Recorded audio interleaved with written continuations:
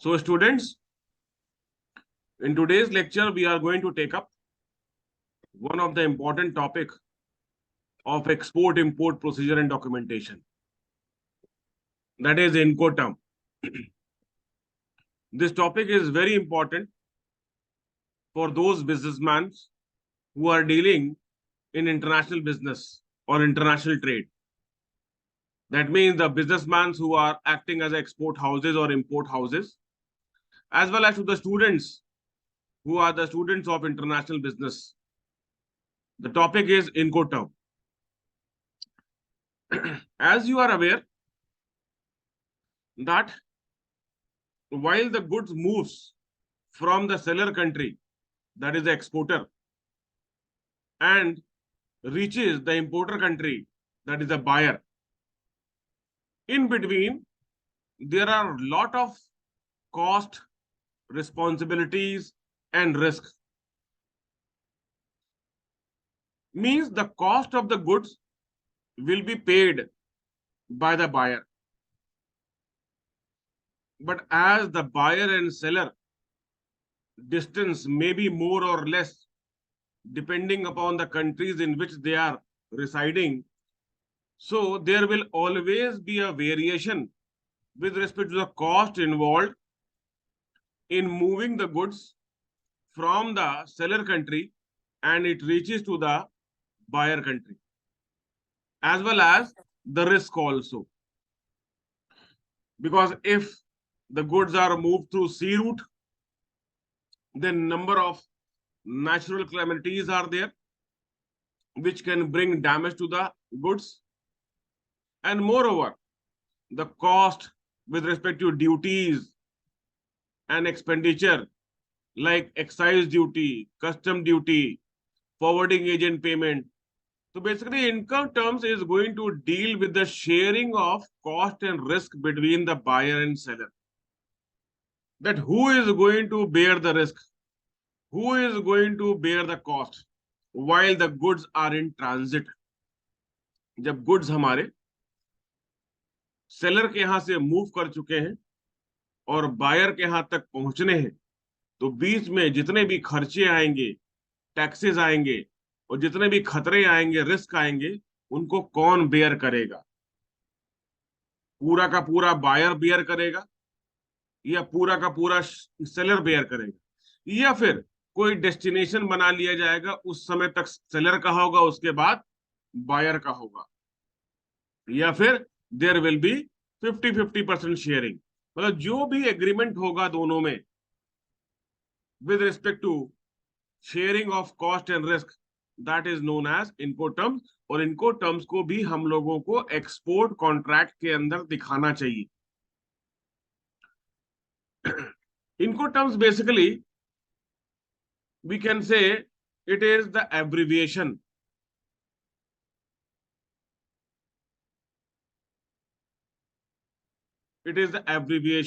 देखिए Incoterms stand for international commercial terms. मतलब कोई इसका फुल फॉर्म नहीं है, हम लोग इसको पॉपुलरली Incoterms के नाम से जानते। That means the terms between the buyer and seller while the goods are in transit। जब गुड्स हमारे सेलर के यहाँ से मूव करके बायर के यहाँ जा रहे हैं, तो बीच में जितने भी खर्चे आएंगे, जितने भी खतरे आएंगे, उसको कौन शेयर करेगा, उसको कौन बेयर करेगा, यही हमारे Incoterms है। बिजनेस प्रोक्योरमेंट मीन्स भाई जब हम लोग ऑर्डर करते हैं तो ordering of the product, terms, delivery, destination और एनी डैमेज, इन डैमेजेस को कौन बेयर करेगा? पहले क्या होता था कि दो कंट्री के बीच में कॉन्ट्रैक्ट बनता था, लेकिन डिस्प्यूट होने की वजह से वो सेटल नहीं होता था। तो इंटरनेशनल चैम्बर ऑफ कॉमर्स ने क्या किया, जो Incoterms है, इनको डिस्प्यूट फ्री करने के लिए इनको स्टैंडर्ड बना दिया। दैट मीन्स कुछ एब्रिविएशन दे दिए और उन एब्रिविएशन के स्टैंडर्ड मीनिंग हो गए, जिससे अगर लिखा जाएगा वो एब्रिविएशन, तो all over the world that will be considered with the same meaning. तो स्टैंडर्ड मतलब जो लीगल भाषा हो गई वो हमारी स्टैंडर्ड हो गई। देखिए, फर्स्ट फॉर्मुलेटेड 1936, लेकिन उस समय डिस्प्यूट बहुत होते थे, क्योंकि एक कंट्री कुछ मतलब निकालती है, दूसरी कंट्री कुछ और मतलब निकालती है, जिससे कि दोनों कंट्री में पेमेंट सेटलमेंट या फिर कॉस्ट और रिस्क शेयरिंग में डिस्प्यूट होता था। 2010 में इनको टर्म्स बेसिकली फॉर्मल हो गया, उसका 8 वर्जन निकला, जो कि 2011 में पब्लिश हुआ, और इसमें जितने भी इनको टर्म्स लिखे गए, टर्मिनोलॉजीज लिखी गई, उनको स्टैंडर्ड बना दिया गया। इनको टर्म्स को बहुत अच्छा पढ़ने के लिए या आसान पढ़ने के नहीं लिए सकती भाई, चलिए बहुत ही सेंचुरी है।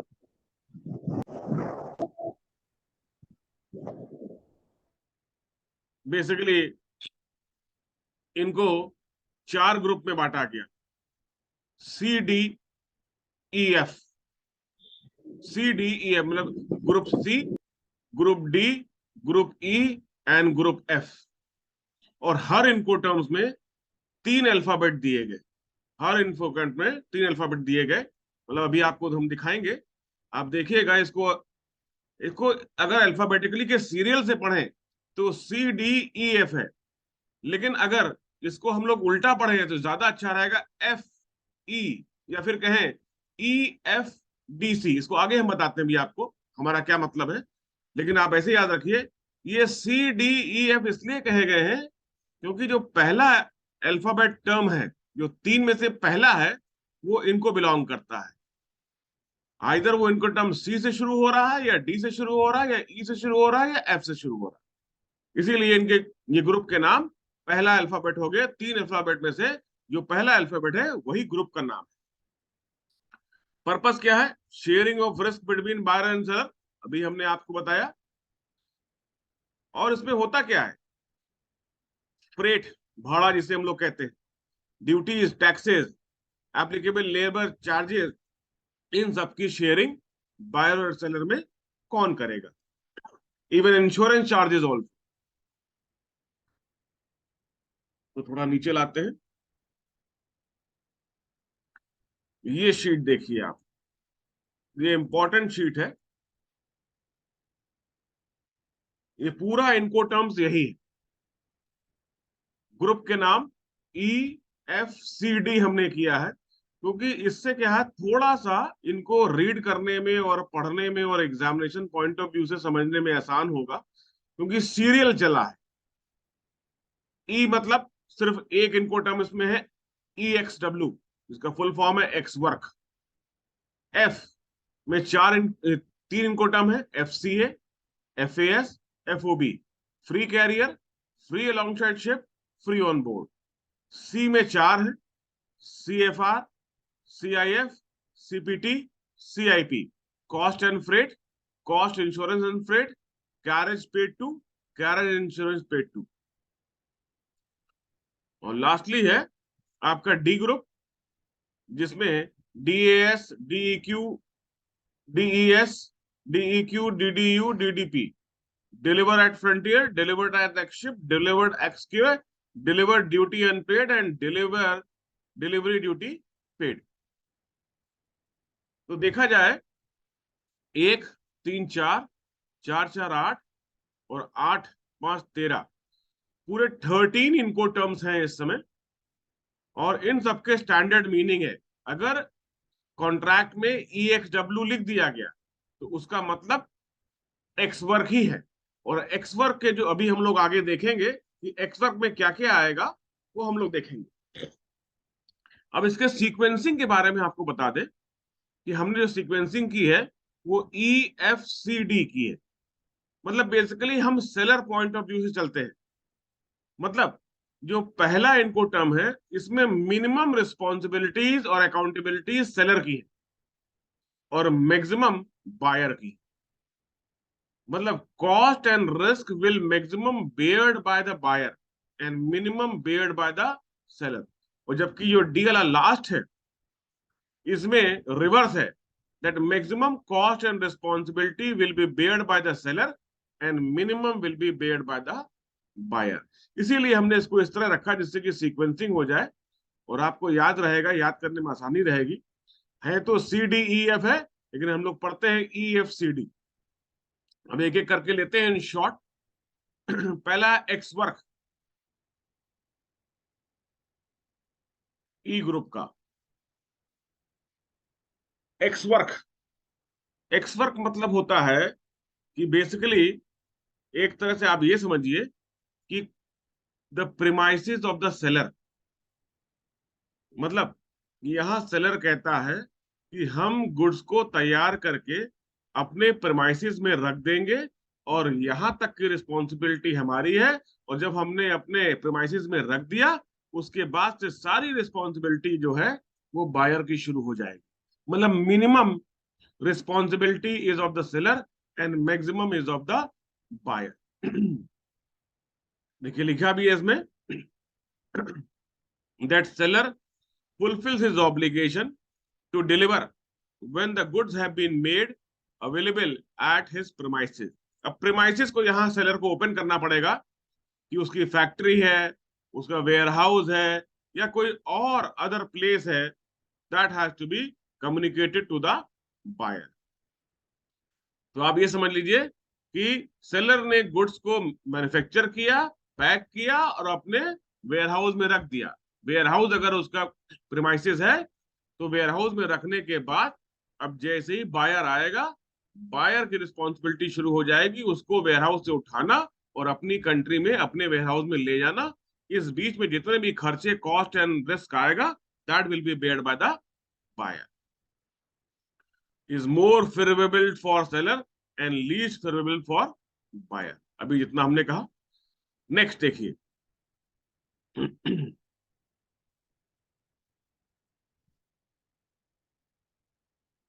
ग्रुप एफ, दैट इज पहला है इसमें प्री कैरियर। इस ग्रुप में क्या है, where the seller is called on deliver the goods to the carrier named by the buyer. यहां पर बायर एक कैरियर का नाम दे देता है। Carrier can be a truck, it can be a train, it can be a lorry, it can be a ship, it can be aircraft। जो भी कैरियर बायर ने नेम किए हैं वहां तक की रिस्पॉन्सिबिलिटी सेलर की होगी और उसके बाद से वो बायर की शुरू हो जाएगी।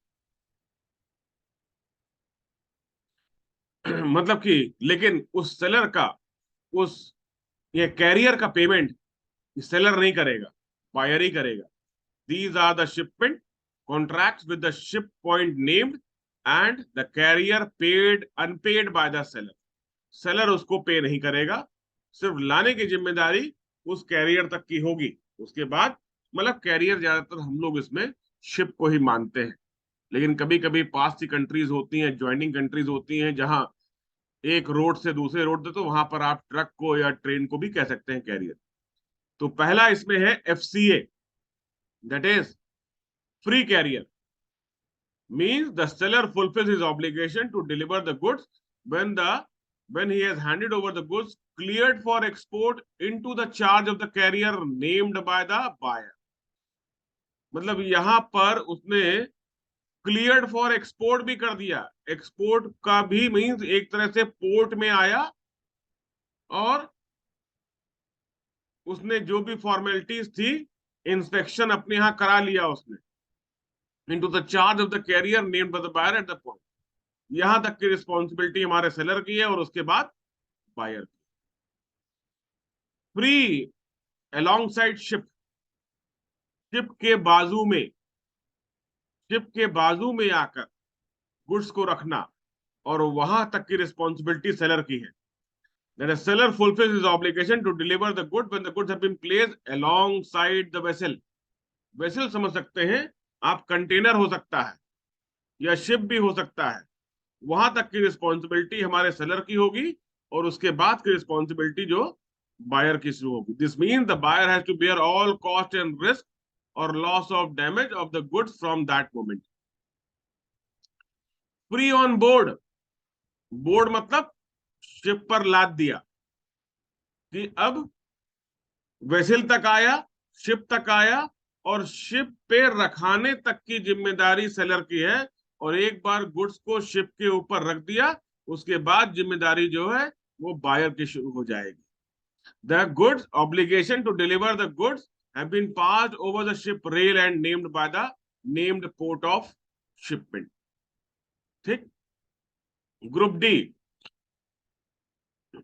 ग्रुप डी में यहां पर where the seller has to bear all cost and risk needed to bring the goods to the country of destination। मतलब आप ये देखिए ग्रुप डी में जितने भी होंगे उनका मतलब यही है कि सेलर बेयर करेगा सारे कॉस्ट जब तक वो कंट्री ऑफ डेस्टिनेशन मतलब इंपोर्टर कंट्री तक ना पहुंच जाए, वहां तक के। और उसमें पहला है DAF, डिलीवर्ड एट फ्रंटियर।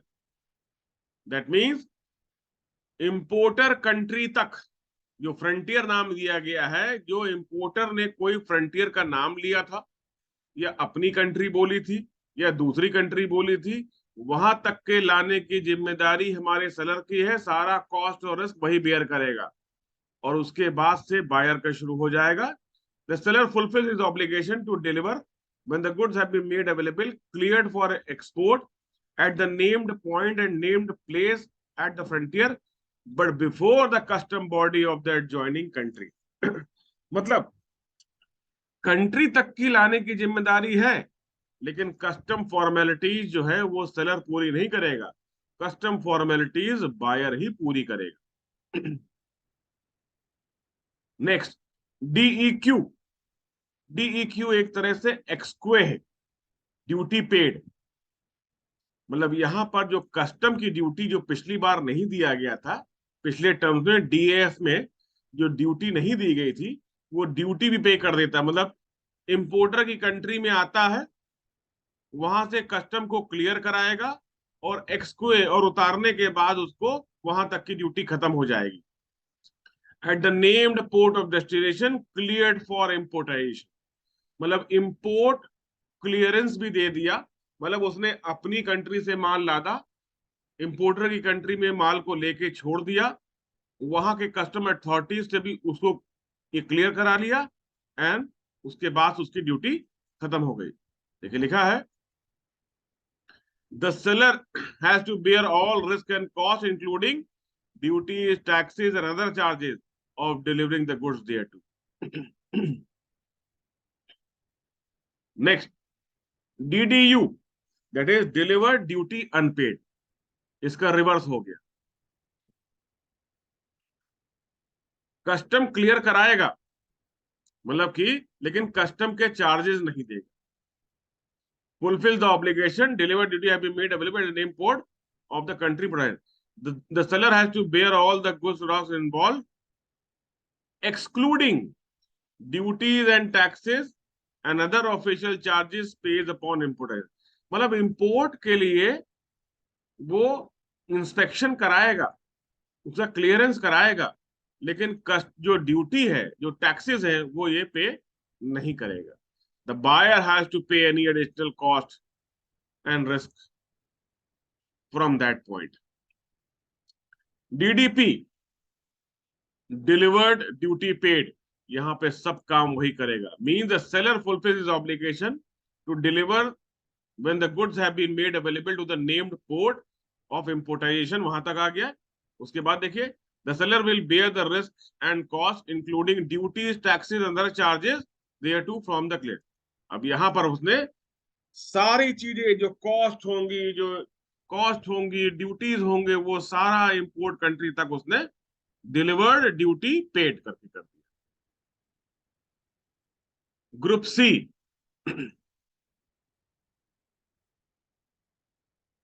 इसमें बेसिकली हम लोग इंश्योरेंस का भी पार्टिसिपेशन लाते हैं। And destination point named and carriage paid by the seller.